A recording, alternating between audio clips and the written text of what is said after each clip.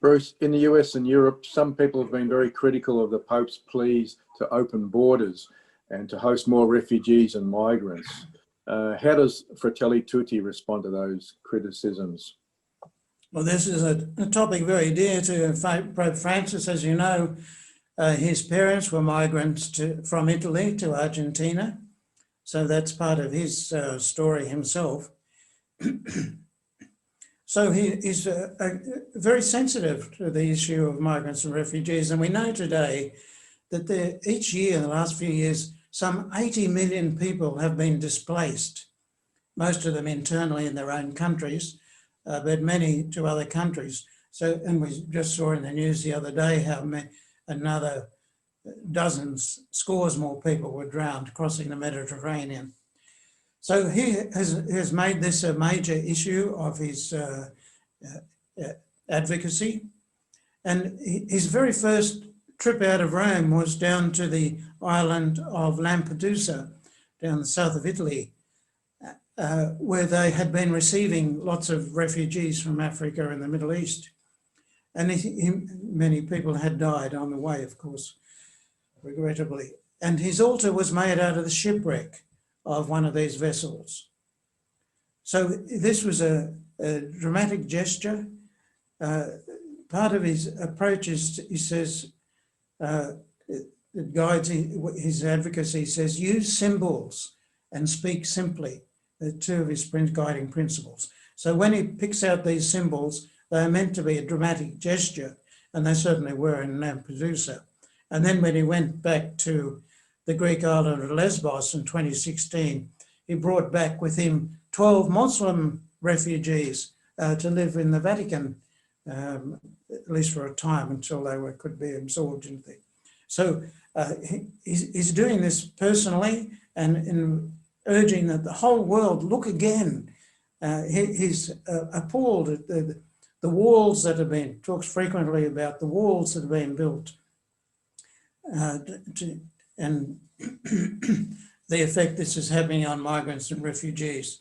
He rejects the view of some regimes that are refusing to accept migrants and refugees at all costs, he says. And this leaving people in acute distress.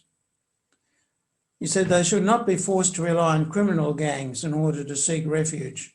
Unscrupulous traffickers, frequently linked to drugs or arms cartels, exploit the weakness of migrants, who too often experience violence, trafficking, psychological and physical abuse, and untold sufferings on their journey.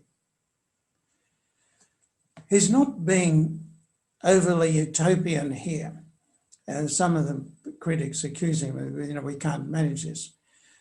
He says, ideally, unnecessary migration ought to be avoided. He agrees with that. He's not encouraging people to migrate to other countries. He's saying the emphasis should be on helping those countries to manage their own internal difficulties and increase the living standards and life opportunities, food and agriculture in their own countries, so they don't have to do this. But he says, where you have economic collapse and hunger and violence, persecution and war, well, naturally people are going to flee for safety. And we in Australia can empathise with this, can't we? You think of since the Second World War, even since short time since then, half of our entire population is either a migrant or a child of a migrant. And we have, until our rather harsh recent policies against migrants and holding immigrants in overseas detention policies, we were a light to the world on how to integrate and to, as Pope Francis' words are, to welcome, to protect, to promote and integrate. This is what we had been doing for so long and we've done so well. And he's saying the whole world needs to do this. He realizes that many countries are afraid of migrants and they're anxious, particularly if they come from Muslim countries, and they're fearing terrorist attacks. And this has been exploited, of course, by some of the populist regimes. But they're only a minority of people. And we need to really welcome people and make them feel at home, give them a home, give them protection. And this is part of our, following in the footsteps of the Good Samaritan.